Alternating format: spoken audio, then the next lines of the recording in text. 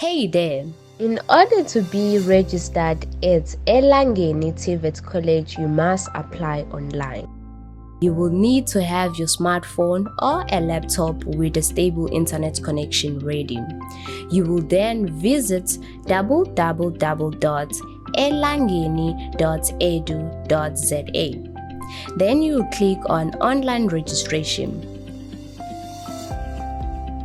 Go to Career Questionnaire and take the questionnaire.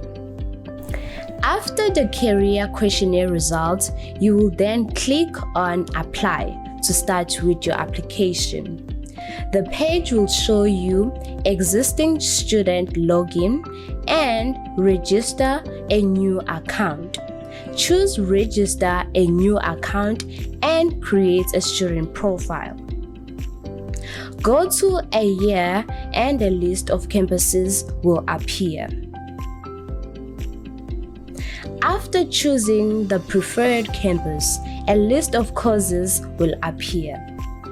Choose the right course. You will be required to upload the following documents: certified ID copies, latest school reports from grade 9 for NCV and N1 to N3 and grade 12 4 and 4, a proof of home address.